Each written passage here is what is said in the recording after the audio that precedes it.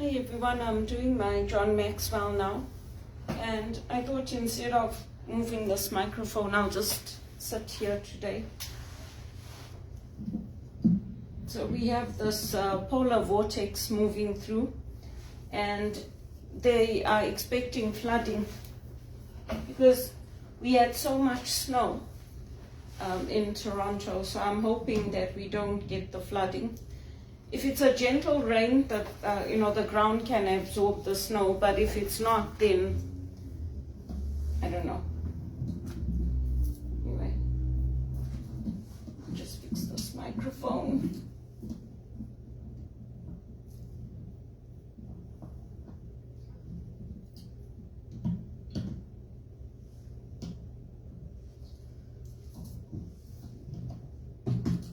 It's top heavy, so I have to get the arm to stand up.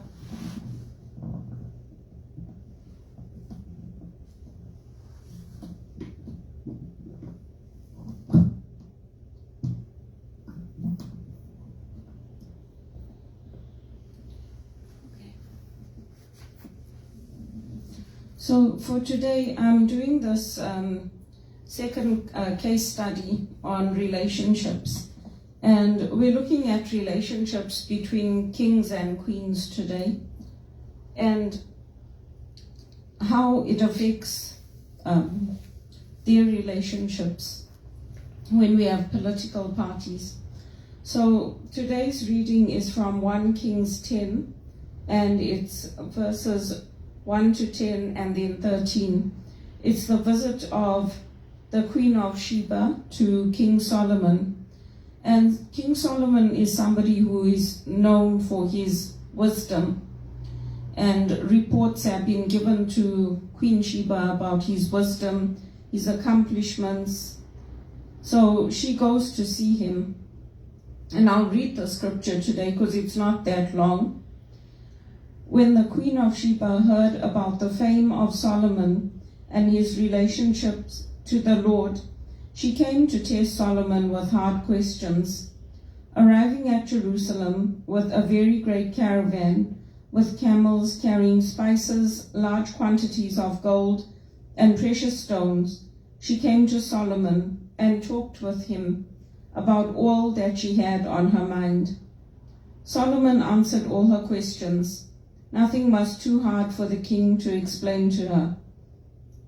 When the Queen of Sheba saw all the wisdom of Solomon and the palace he had built, the food on his table, the seating of his officials, the attending servants in their robes, his cupbearers, and the burnt offerings he made at the temple of the Lord, she was overwhelmed. She said to the king, "The report I heard in my own country about your achievements and your wisdom is true. But I did not believe these things until I came and saw with my own eyes. Indeed, not even half was told me. In wisdom and wealth you have far exceeded the report I heard.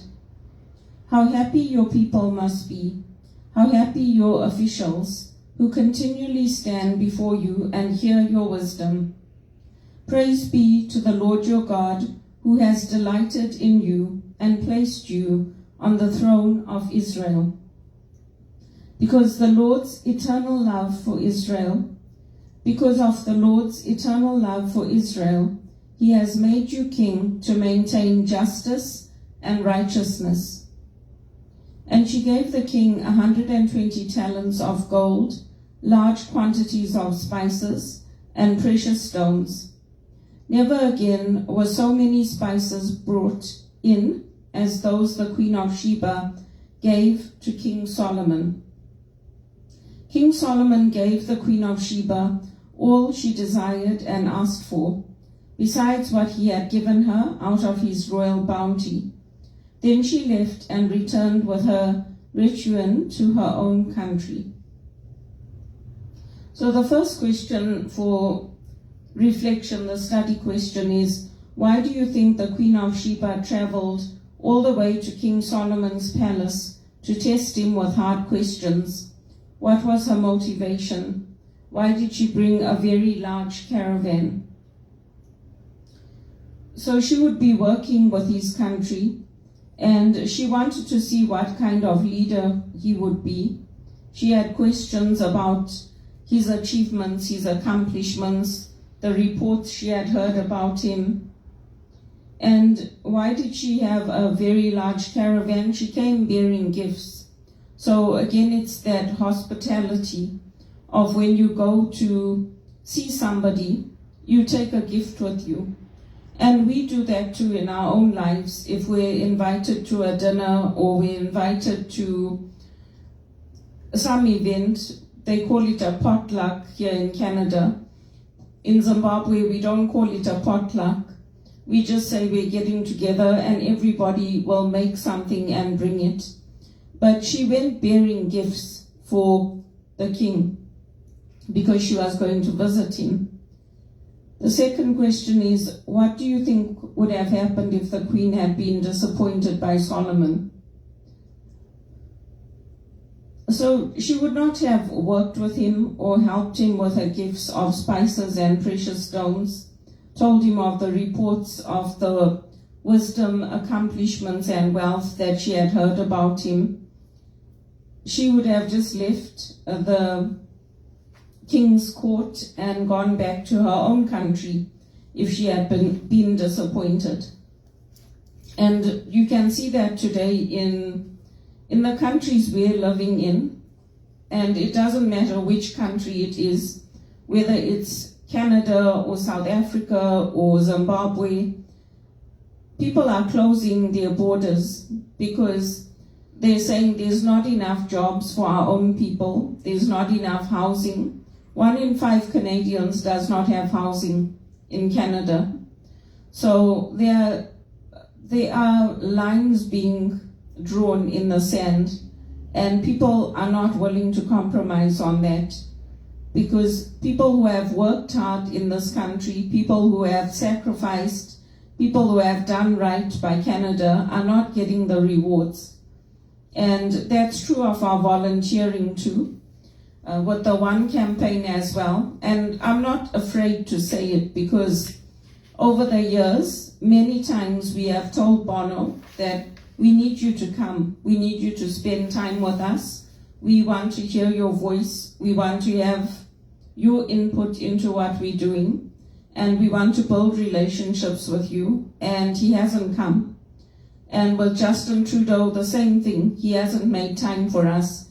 He might have made time for the people who are running the campaigns, but not for the volunteers. And what scripture says is true, like a good shepherd will gather in the sheep, but a bad shepherd will scatter them.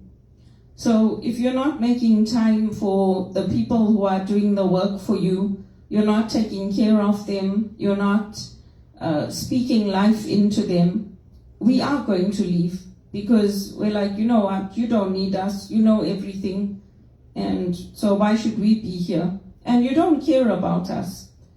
Because before, when Bono used to have his concerts and he used to have events there, we used to go. So we used to be either inside the concert, he would have a section that was there for us, so that we could get signatures, we could speak about his campaign, and we could introduce ourselves to people so people knew who we were. And he stopped doing that. So that's why everyone was surprised, and I was shocked that he had Ndidi at his freedom ceremony with Joe Biden, because that's an important event. And when I posted to Joe Biden, I wasn't doing it for him. I was doing it for my own initiatives, my own values, my own feelings. So I have my own relationship that I built with the politicians. So it's very disheartening and it's very disappointing when they don't make time for you, because that's what they're supposed to do, including Justin Trudeau. And we are not reconciling, because we were trained that we were there to hold them accountable to what they promised to do for us, and they haven't done it.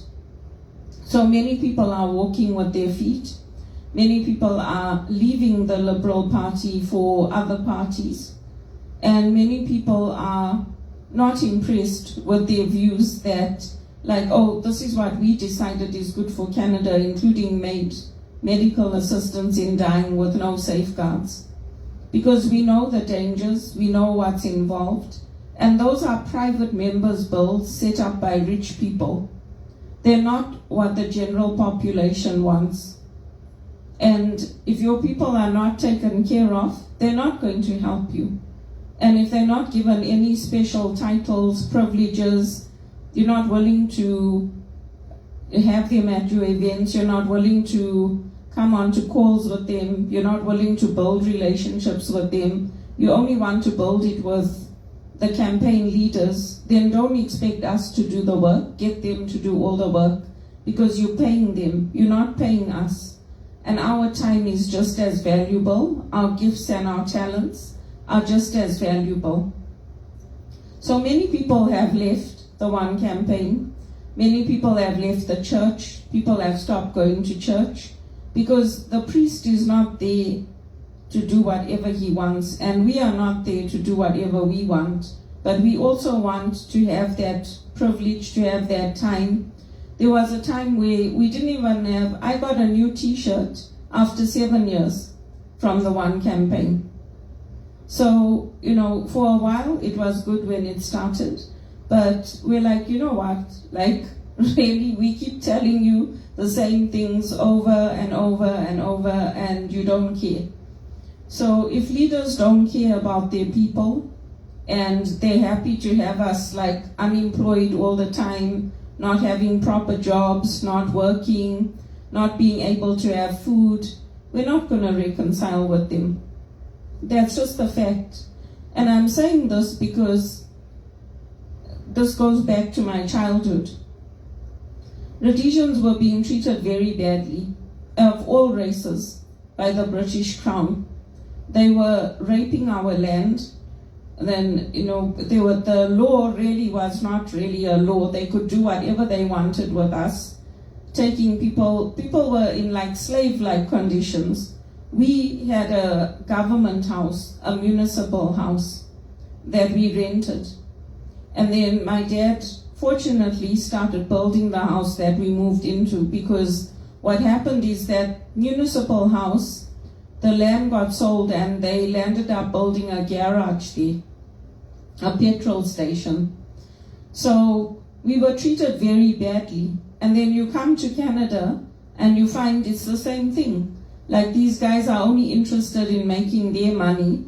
They're using all this God's work and God's initiatives and justice and all that, and getting big meetings with the popes and the politicians. And what about us? So, even when they send me their invites on Facebook, I don't accept them. I've had invites sent to me by Bono, I've had The Edge, I've had other people, dignitaries send. I don't accept them. The only people I chatted with for a brief time was Roger Federer and Novak. That's it. And then their accounts got hacked. So then I told them, I can't talk to you anymore, because they're hacking your accounts, they're asking me for money and all sorts of crap.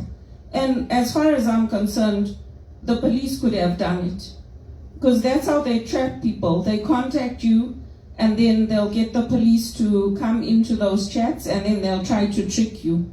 So I'm not interested, because I grew up with all these tricks and everything in Africa. And in South Africa, they used to try the same things, and we were not nobodies in Africa. Our parents were very well-to-do considering the background we came from. We had our own lands, we had our own properties, we had our own businesses, and people knew who we were. And Emerson Mnangagwa knows who my family is.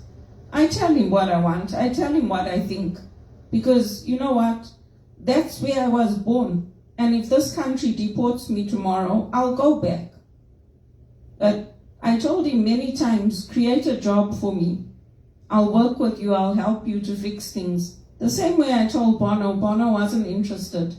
So his I love you doesn't mean anything to me. It means bugger all. Because I've been disappointed too many times and I've seen what he's doing. So yes, it's a good initiative, but we also want to know, where's that money going? Why aren't we being taken care of? Why aren't the politicians making time for us? And more importantly, why aren't you making time for us? If we're that important, you just come to the launch, you have one meeting with us after that, and then we don't see you again.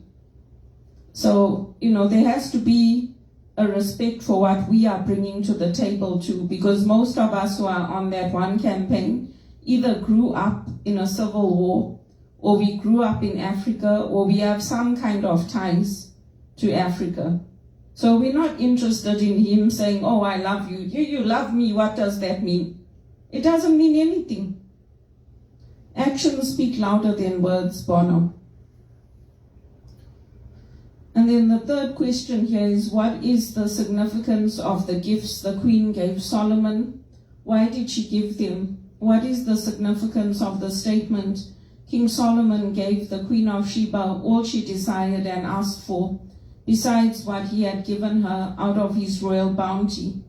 And that's in verse 31. So the significance of the gifts, if you think about it at that time and even now, spices are costly. So for those of us who cook with spices, we know that the spices come from faraway lands, and we know that they're not cheap. So we use them sparingly. And she gave him costly spices and precious stones to show her appreciation for King Solomon making time for her, and to build their relationship, to build up what they were going to do. So they were worthy gifts for a wise person. And also King Solomon appreciated her visit and time. She got everything that she asked for. And it tells us here what, in the scripture itself, it tells us how she saw and she was impressed with everything that he did and he achieved. The fourth question is, how would you describe the relationship between the two rulers?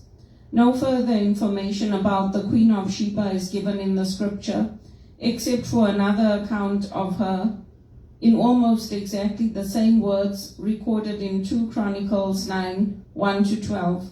What would you speculate happened after the queen went home? Who influenced whom after their encounter? So the relationship, we can tell from the scripture, is one of mutual respect and consideration. Gifts are exchanged and hospitality. They influenced each other. He answered her questions, and she spoke of his accomplishments and what she had heard, and she built that relationship with him. She knew she could count on the king and vice versa. She saw his food, his attendants. She saw how the attendants were robed, so they must have been well dressed for her to be impressed. She saw the cupbearers, the burnt offerings in the temple, the achievements and wisdom.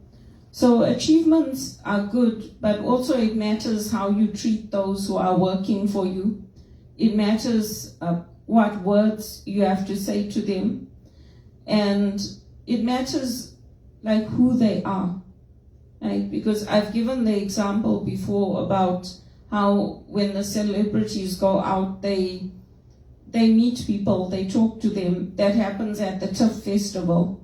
I don't know why it doesn't happen after the plays and the concerts here in Toronto, but at the Toronto International Film Festival, you see the actors, actresses, the singers, they go out and they meet people, they talk to them. That shows their appreciation. Do you think Elvis Presley would have been as successful if he just put up security guards and said, I don't want anybody coming to my house and I'm not going to talk to you, tell these people to go away, I don't want to meet them? He would have not succeeded at all. It doesn't matter if his music was good, because people would have said, you know what, that guy is a complete asshole. Like, his music might be good, but like, we're not coming, not going to his concert. So it matters how you treat people, like the impression that you get when they come to visit you, when they come to see you. And that matters with our family too. So when my mother is coming to see me, I'll always have the table laid. I'll make sure that my place is clean, it looks nice. It's always clean, but it matters how we treat people, whether we make them feel welcomed. And people do notice how we treat our servants, how we treat people who are working for us, whether they are appreciated, whether they are welcome. People notice all that. In Zimbabwe, we used to have domestic workers, and we used to have workers at our shop as well, when we could afford them. There were rough times as well, so we couldn't always. There were times we had to do our own washing our clothes, drying them, ironing them. But when we could, we treated ourselves well. And that's also important, because God has given us a life not to waste it and not to invest it in things where people are not going to appreciate it. So there's a lot of wisdom we can gain from the scriptures, and you see it with when the politicians go out and when they have their meetings. Pay attention who the cameras focus on, what's happening, which leaders are included and excluded. Are the African leaders included? Sometimes they're not, because they say there's corruption in their countries. Well, there's corruption in Canada. If things were all good in Canada, 1 in 5 people wouldn't be out of housing. People like me wouldn't be sitting at home, and since 2007, having only small contracts with no permanent job, no proper job, and being expected to upgrade our education and skills on our own and do everything on our own and hit the ground running with no investment in us, no caring about us, no helping us to get into good paying jobs. Because people like me have done a lot for this country. I've done a lot for Canada, and I've done a lot for Zimbabwe, for the SADC region. So yeah, I just told Novak, Roger, and Rafa that, look, I'm not willing to take a chance and chat with you, because this is what I think is happening. And if you want, set up something officially, send proper emails and things. And then Rafa's team actually suggested that, because it was scary for me. I contacted Novak's foundation in England, and I took screenshots of all the chats and I sent it to them. And they were very apologetic that it happened to me, because, they were at the top of their game at that time. So they obviously wanted to get to know me as their fan, and they wanted me to be a part of their life. But because of some stupid idiots, it wasn't going to happen. So I still comment on their war. I still show my support for them in my own way. But it's unfortunate, because of some stupid idiots, we can't keep in touch. But where there's a will, there's a way. Roger's team is connected with me on LinkedIn. Rafa's team is connected with me on LinkedIn. Novak, I don't know. I don't think I have connections with Novak on LinkedIn, but the other 3 are.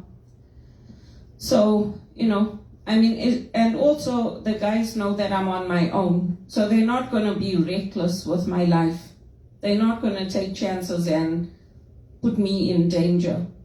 And Roger's mother has come from South Africa, so she knows how important it is to keep a good reputation, and how when that reputation is spoiled, it's very hard to build it up again. So that's the case study for today. I've tried to share some reflections and some experiences that I've gone through, and I hope it helps you. And it's important to remember this time of Lent is for us a time of returning to God. Our world is hurting, and I am hurting too. There are very few people that haven't been touched by the devastation in the world, by the war in the world, and by the decisions that our political leaders are making. And I am not supporting Justin Trudeau anymore. I pinned that post with my photos of those people that were at that launch. I'm the only one that's left there. The others have all left. Some of the others were there before me, doing other work, and some of them were there. Some of them are there after me. But of that group of people that I took those photos with, I'm the only one left there, and I'm leaving in August with no regrets from the One campaign. So that's where we are, that's where we're at. And I will always find other ways to use my skills, whether it's with the Jesuits in Britain or the Jesuits in Ireland or wherever. Even if I'm sharing their posts on social media, it's still a way of helping them. And if they only want me to tell them the good things and make them look good, the Jesuits know I'm not that kind of person. And if I was, they wouldn't have taken me in to be a spiritual director. So I'll leave it there, and I'll probably do some singing. Now, I didn't do my Elvis yesterday, so I'll do some Elvis and stop this now.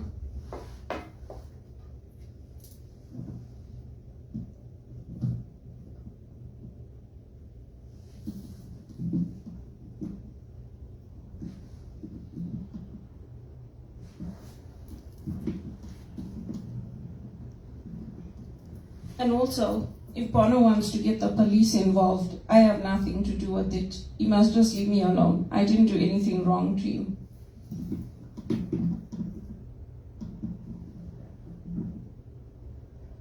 No, why this microphone is not standing up here today.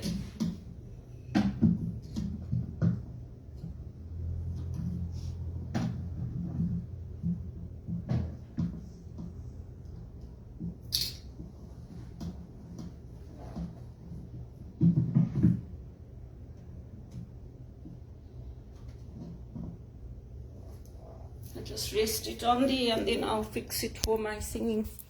I'll do my Elvis for Lent.